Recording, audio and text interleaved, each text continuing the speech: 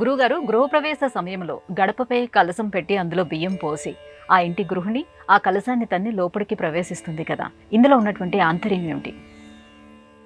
ఆచారం అనేది ఇంటికి ఉండేటటువంటి ధర్మాన్ని సూచిస్తుంది. ధర్మం వ్యక్తి ధర్మం, దేశ ధర్మం, కాలధర్మం, స్థలధర్మం, యుగ ధర్మం, ఇలా పలు రూపాలలో ప్రసిద్ధం. ఇంటికి సంబంధించిన గృహవాస్తుకు సంబంధించిన ఆచార నియమాలలో ఇంటి నిండా బియ్యం వెదజల్లబడే విధంగా ధాన్య రాశులు ఇంట్లో ఉన్నాయి. కోకొల్లలుగా ధాన్యాన్ని ఆశించేటటువంటి పక్షులు, జీవులు ఇంటిలో ఉన్నాయి. నల్ల చీమలు, ఇంట్లో చీమలు ఏవైనా నల్లవి కావి, ఎర్రవి కావి కావచ్చు, బియ్యం గింజలని అలా తీసుకువెళుతూ ఉంటే ఈ ఇంటిలో ధాన్యానికి లోటు లేదు అంటారు పెద్దలు. పక్షులు కిలకిలారవాలు చేస్తూ మనం వెదజల్లిన ఆ గింజలను తింటే ఈ ఇంటిలో సంతానానికి లోటు ఉండదు అంటారు పెద్దలు. ఇవి శకున శాస్త్రాలకు సంబంధించిన అంశాలు. అలాగే గృహప్రవేశ సమయంలో గడప పైన ప్రాంతీయ ఆచారాలలో కొబ్బరి కురిడి వినియోగిస్తారు కొందరు, రాగి చెంబు వినియోగిస్తారు మరికొందరు.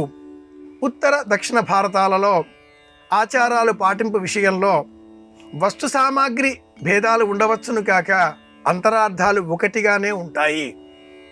అలా ధాన్యాన్ని కాలితో ఇతర సమయాలలో తొక్కడం దోషం, తన్నడం మహాదోషం. కానీ ఈ వచ్చే సమయంలో మహాలక్ష్మి విరగబడుతూ ఇంట్లోకి వచ్చేస్తుంది. ఇంట్లో ఉండే ధాన్యపు రాశులను అసంఖ్యాకంగా పెంచి పోషిస్తూ ఇంటిలోనికి దూసుకు వస్తోంది. ఇల్లంతా ధాన్యం విరజిమ్మబడి ఉంది. చిన్నారి బాలబాలికలు పూర్వకాలంలో ఆటలాడుకునే సమయంలో ఒక చేటలో అన్ని బియ్యపు గింజలు పోసి వారి ముందు ఉంచేటటువంటి వారు ఆ ధాన్యాన్ని గుప్పిళ్లతో తీసుకొని ఇలా విరజిమ్మేటటువంటి వారు. వివాహ సమయంలో బాలబాలికలు పెద్దవారయ్యారు కనుక పసుపు కలిపిన లేక ప్రాంతీయ ఆచారాలలో పసుపు కలపని తలంబ్రాలను శిరస్సు పైన పోసుకుంటారు, గుప్పిళ్లతో విరజిమ్ముకుంటారు. ఆనందం.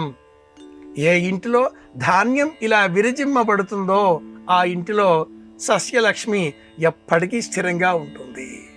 ఇంట్లోకి వచ్చే ఈ మహాలక్ష్మి ఇల్లాలు కాలితో ఆ చెంబుని అలా త్రోసి రావడం అనేది కేవలం గృహప్రవేశ సమయం మాత్రమే అని కాకుండా శ్రావణ మాసంలో కర్ణాటకలో ఉండే సంప్రదాయం ఇది. లక్ష్మీ ఆహ్వానం అన్న పేరిట శ్రావణ మాసం శుక్లపక్షం అష్టమి తిథి నాడు ఇలా పాటిస్తారు. గడప పైన కురిడీలో లేక చెంబులో బియ్యం పోసి పాదంతో తొలగిస్తూ లోనికి ప్రవేశించే ఆ మహాలక్ష్మి భాద్రపద శుద్ధ అష్టమి వరకు ఈ వేడుక ఇంట్లో కొనసాగుతూనే ఉంటుంది.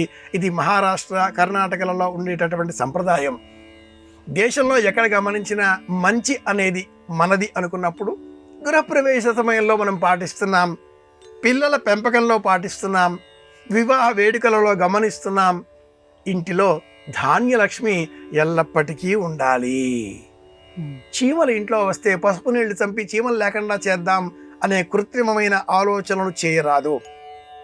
పక్షులు ఇంట్లోకి వస్తే ఏమిటో ఒకటే అని విసుక్కుంటూ కిటికీలు తలుపులు మూసివేసుకొనరాదు.